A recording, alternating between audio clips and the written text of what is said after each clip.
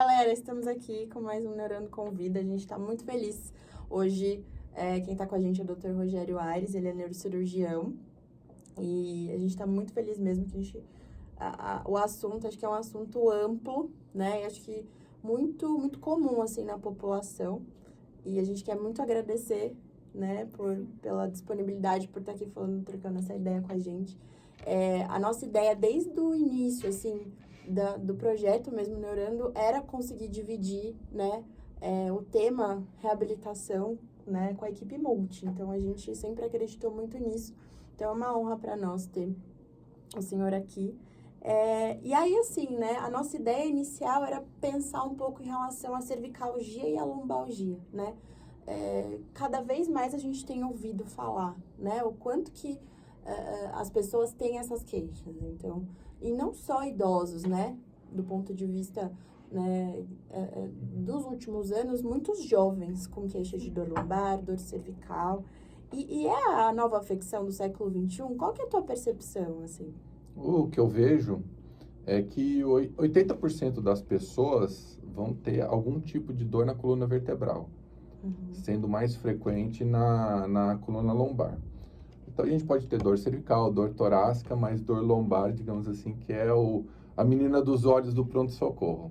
Ela é a segunda causa mais frequente de atendimento no pronto-socorro. Ele perde para as doenças cardiovasculares e a cefaleia dentro das vasculares. Então, é uma doença extremamente limitante. Então, e não é só o problema da dor que a gente enfrenta no pronto-socorro, né? E também nas unidades de internação. Ela mexe com o humor da pessoa, mexe com a família, dias trabalhados também, tá? E não é mais uma afecção que a gente falava do adulto jovem para o idoso. É uma doença que pode acontecer em qualquer um. Mais frequente nos indivíduos do sexo masculino, porque pela carga de trabalho, o tipo de realização que faz, não que as mulheres não façam trabalhos pesados e não tenham uma postura um pouquinho ruim também, como os homens, mas ele é mais comum ainda nos homens. Então, 25 a 45 anos de idade é a idade preferível para as dores lombares. O que a gente vê é que, assim, uma parte da população ela está fadada a ter dor lombar. Por quê? Não faz atividade física ou faz uma atividade física talvez mal realizada, sem qualquer tipo de orientação. A questão da obesidade, né? Do próprio envelhecimento e da má postura. Hoje o home office, ele jogou as pessoas para dentro da sua própria casa. E na grande maioria das vezes, obviamente que agora as empresas estão se adaptando, mas não tem uma cadeira adequada, acaba trabalhando na cozinha, na sala, então não tem um ambiente de trabalho adequado. Eu acho que a lombalgia, a cervicalgia, né? A cervical, para as pessoas que não sabem, é o pescoço. São as grandes afecções do século XXI aí. Legal. E em relação à hérnia de disco, assim, né? Quando é que isso se torna mais grave, né? Quando é que essa pessoa vai procurar um médico? Quando é que ela chega, de repente, no ortopedista ou até no neurocirurgião? A gente tem os sinais de alerta, né? Geralmente, quando a gente tem um problema cervical, a gente interpreta como se fosse uma dor no pescoço, e quando ela comete a raiz nervosa, geralmente é uma hérnia com uma cervicobraquialgia. Então, dor cervical no braço, cervicobraquialgia. E pode causar diminuição de força, e as pessoas às vezes começam a deixar cair objetos da mão, mas geralmente a dor vem primeiro além do déficit motor. O déficit motor é um red flag, é algo que a gente tem que ficar de olho. Quando a gente tem um problema da hérnia de disco lombar, geralmente a dor é na lombar e vai para as pernas, tá? Então, geralmente esse tipo de afecção que a gente tem no dia a dia. e é uma diminuição da força que a gente consegue, né? Mas o grande sinal de alerta que a gente tem é uma dor lombar que não melhora com tratamento clínico e também quando a gente tem uma dor lombar associado à alteração de esfíncteres, então, que a gente chama da cauda-equina. Então, isso aí é a parte mais grave e dramática que a gente tem para um paciente. A sorte é que isso aí é extremamente incomum. Então, eu posso contar nos dedos quantos pacientes que eu operei com cauda-equina, né? O paciente que não tem movimentação dos membros inferiores e também não tem controle esfincteriano. Isso de forma aguda. Assim. Isso de forma aguda acontece. Geralmente é quando a gente está associado, a gente quer fazer uma mudança em casa, né? Aí começa a carregar armário, cama, arrastar móveis de forma geral. Ou nos traumas, né? Então, que a gente tem, às vezes, um acidente automobilístico e pode fazer uma hérnia aguda. Eu tive uma paciente na residência que ela tinha um sintoma que eu não me deparei tanto em outros atendimentos. Queria ver com o senhor se é comum de aparecer. Ela tinha uma cervicalgia, que até aí vários pacientes do ambulatório tinham, mas ela referia que quando ela tossia, até mesmo espirrava, ela sentia dor no antebraço. Parecia como se tivesse aguda no antebraço dela. E na época eu associava que era por conta da hérnia dela, que ela estava em tratamento. Posteriormente ela precisou fazer uma artrodese e tudo mais. Mas é a única vez que eu vi uma situação dessa. Você já deparou com uma... Sim, sim. É muito comum que quando a gente vai fazer espirrar, assim, a gente não espirra numa postura de lorde, né? A gente faz aqueles movimentos, às vezes, até extravagantes, né? Então, geralmente, esse aí, quando a gente espirra, a gente faz uma flexão do pescoço, que deve ser o caso da sua paciente. E quando a gente faz a flexão do pescoço, a gente está jogando a vértebra e o disco para a região posterior. É onde tem. E dependendo da raiz acometida, além da medula, você tem alteração da sensibilidade nos membros superiores. Quando a hérnia lombar, ele é muito comum. Quando você espirra, você faz uma contratura também da musculatura paravertebral lombar e abdominal, obviamente, e acaba aumentando a pressão e fazendo uma parestesia, uma alteração da sensibilidade, ou paresia, uma alteração da força, nos membros inferiores. Então, é algo comum de acontecer. A gente consegue fazer uma detecção, assim, porque como cirurgião de coluna, eu vejo demais e eu tenho os casos mais doidos possíveis de queixas que você possa imaginar de paciente, né? Então, eles se queixam de umas coisas que você fala, pô, deixa eu pensar o que ele está me falando e o que eu vou achar no exame físico, né? Então, não é comum. Geralmente, é a dor cervical que vai para o braço, que é o clássico, na hérnia cervical, e a dor nas costas que vai para a perna, que é a hérnia lombar, né? E a gente fechou muito cervicalgia e a hérnia de disco, mas eu acho que esse meio termo ainda até chegar lá não é tão simples, não é tão fácil de chegar não. Igual um podcast atrás a gente teve cervicalgia como gatilho de enxaqueca. Sim. E até você achar o que está acontecendo mesmo, demora ou como que é a lógica? A gente acaba, assim, quando a gente faz a anamnese do paciente na nossa frente lá, a gente pergunta por que ele foi na consulta, há quanto tempo ele está dessa maneira, quais os fatores de melhor e pior. A gente acaba definindo o que pode acontecer, o que a gente vai achar no exame físico e no exame de imagem. Então, a gente tenta fazer uma correlação. Para o paciente chegar numa hérnia de disco grave, seja cervical, lombar ou torácica, para um sintoma clássico, ele passou por muitas coisas que não são clássicos. Então, o paciente, às vezes, com artrose cervical ou até com hérnia de disco, pode ter uma cefaleia, uma dor de cabeça cervicogênica, de origem cervical. Então, não é algo raro, é algo que pode acontecer. E, às vezes, a gente trata a dor de cabeça, não é? Sendo que o problema é cervical. Então, você está sempre tratando a consequência. Sim. Você não fez a avaliação da causa, que seria a cefaleia cervicogênica, de origem cervical. Então, por isso que a gente tem que ouvir bastante o paciente, porque ele nos dá indício da doença que ele tem né? E da outra forma também, né, quando a gente ouve o paciente, a gente fala, pô, essa doença está muito esquisita. E a gente faz o exame físico achando que é uma hérnia de disco, na verdade é uma pedra no rim, é uma osteoartrose de quadril ou uma osteoartrose de ombro. Então, a gente tem que realmente excluir algumas coisas e o paciente ele nos dá dica na linguagem dele do que pode acontecer, né? E existe um fluxo, assim, qual que é o perfil de paciente que chega, assim, no teu consultório em relação... Quando que se procura um neurocirurgião? Eu acho que qualquer dor na coluna, ele tem que se procurar o neurocirurgião. Por quê?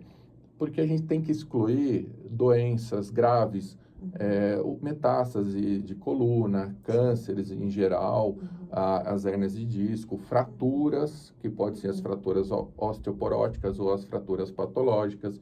Então, qualquer tipo de dor que te limite em alguma coisa, saia do normal, eu acho que aí está indicado o neurocirurgião.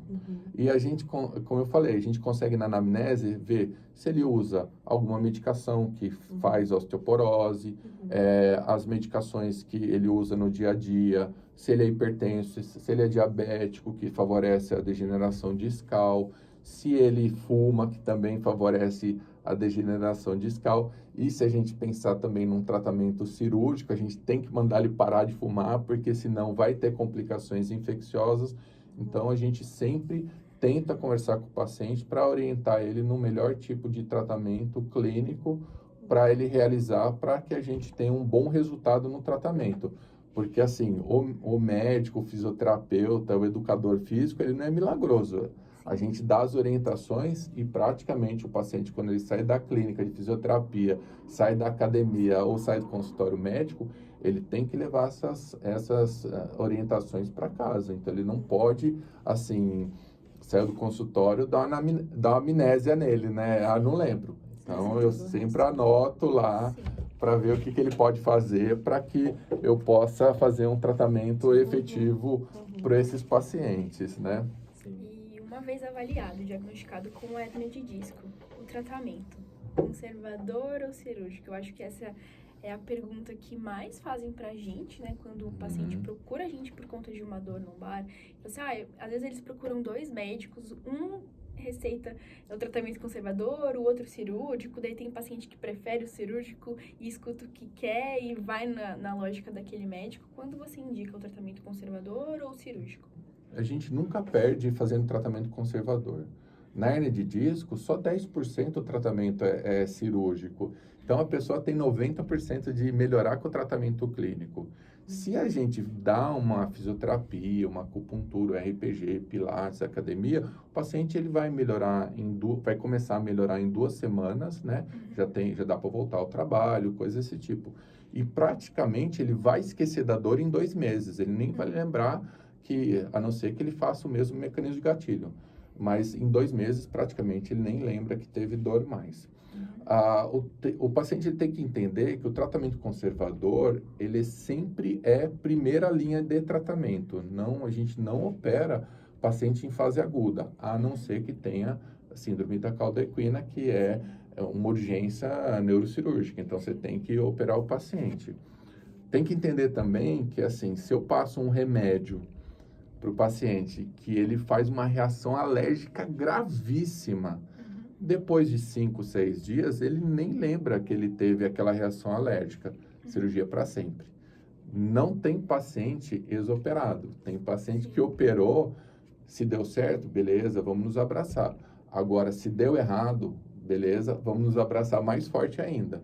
Então, a opção pelo tratamento clínico, ele é mandatório. O que eu vejo na minha prática diária é que, às vezes, assim, o paciente chega com uma dor gigante, uma dor insana, limitado, travado, em cadeira de rodas, faz a medicação no pronto-socorro e acaba não melhorando e internando aos nossos cuidados. O que a gente faz? Fisioterapia, medicação endovenosa e já avisa, você vai começar a ter uma melhora, uma independência daqui a uns 2 dias de medicação endovenosa mais oral. Então, a gente não deixa o paciente, mas eu queria operar porque vai melhorar a dor mais rápido. toda cirurgia tem riscos e benefícios e possibilidades de complicações. Então, na fase aguda, o paciente tem uma dor que deixa ele frágil. E às vezes ele topa os absurdos, assim, pelo fato de estar no momento de fragilidade. Então, o que a gente faz? Remédio e principalmente orientação. Então, tratamento conservador, clínico, medicamentoso, sempre ok. Primeira linha. Quando é que a gente opera? As urgências. Síndrome da caldequina. Não tem força nas pernas, não controla xixi nem cocô. Esse é a urgência, não tem o que discutir. O paciente queira ou não, a gente indica o tratamento cirúrgico. Aí se ele vai ser operado ou não, é uma questão dele familiar, mas a gente orienta o que pode acontecer se ele não operar. Se uma dor, quando é que a gente opera em consultório? Se é uma dor que está acima de 4 a 6 semanas, então o paciente não está melhorando da dor, está tomando um monte de remédio e realmente ele não tem qualquer tipo de melhora. Se a gente não opera esse paciente, o que acontece? Dor crônica. Então, muitas vezes, às vezes, a gente faz uma cirurgia linda e maravilhosa, sem nenhum tipo de intercorrência, nenhum tipo de problema no intraoperatório, mas o paciente tem dores no pós-operatório. Quando a gente opera, o paciente ele vai ter algum tipo de dor, porque a cirurgia é uma agressão. É uma agressão cirúrgica. Mesmo os tratamentos endoscópicos, infiltrações, bloqueios, ou qualquer outro tipo de cirurgia mais simples. Ou até mesmo as artrodeses, que são os pinos, parafusos e o que eu chamo de derivados na coluna, né? Então, o que a gente tem que fazer? Tem que orientar, ó, vai tratar com cirurgia. Se a gente esquece de tratar cirurgicamente esses pacientes, eu falo que o maior prazer do cérebro é aprender a ter dor. Quando ele aprende a ter dor, é um inferno para a gente conseguir tirar essa dor do paciente. Então, o que acontece? A gente tem que fazer um tratamento cirúrgico para o cérebro não aprender a ter dor. E mesmo no pós-operatório, a gente dá algumas medicações que são moduladoras de dor, que mandam uma informação para o cérebro dizendo que não tem dor nenhuma. Então, dessa forma, a gente vai tapeando o cérebro com relação à dor. Então, a responsabilidade entre tratamento clínico ou cirúrgico, ela é muito grande. Tratamento clínico a gente nunca perde, a não ser caldequina. E quando for optar por tratamento cirúrgico, a gente tem que ter um limite de tempo. A gente tem que ter o bom senso de falar, olha, você está fazendo fisioterapia bonitinho, você está fazendo acupuntura bonitinho, RPG bonitinho, mas realmente não está indo para frente o seu tratamento. Então, aí a gente opta por tratamento cirúrgico eletivo, programado, né? E às vezes eu falo que os pacientes sortudos, que a gente indica a cirurgia, eu geralmente peço para o paciente voltar uma semana antes da cirurgia, então eu marquei a cirurgia para o dia 10, ele volta no dia 3, mais ou menos, para eu avaliar como é que ele está, tirar dúvidas, essas coisas. E quando ele volta, às vezes ele está sem dor. Aí se opera esse paciente? Não. Ele está sem dor, ele deu sorte, ele é um paciente sortudo, esse aí, que não foi submetido a uma cirurgia. Então, obviamente, a gente toca ele para frente, assim, ó, faz o seguinte, não vamos cancelar o procedimento cirúrgico, vamos tratar clinicamente, a gente tem a possibilidade de renovar a sua solicitação cirúrgica frente ao seu plano de saúde a cada 3 meses, e aí a gente vai empurrando com a barriga. Então, existem alguns pacientes sortudos que a gente realmente fala, ó, deu 6 meses, tá, como é que você tá de dor? Beleza, tal, vai vencer a sua guia e aí a gente não vai fazer nenhum tipo de tratamento cirúrgico em você, você continua com tratamento clínico. Obviamente reduzindo as medicações. Então a gente está dando lá, sei lá, uns 8, 10 comprimidos por dia, o paciente acaba fazendo um tratamento de manutenção com apenas 2 comprimidos ou 1 comprimido, ou às vezes até nenhum, mas o padrão que a gente deixa basal são 2 comprimidos por dia. Acho que no próximo vídeo a gente vai falar um pouquinho em relação à reabilitação. Esses 10%, né? O que acontece com esses 10%? Que tipo de restrição que eles vão ter? Enfim, como é que é o retorno às atividades laborais? Então, até o próximo vídeo.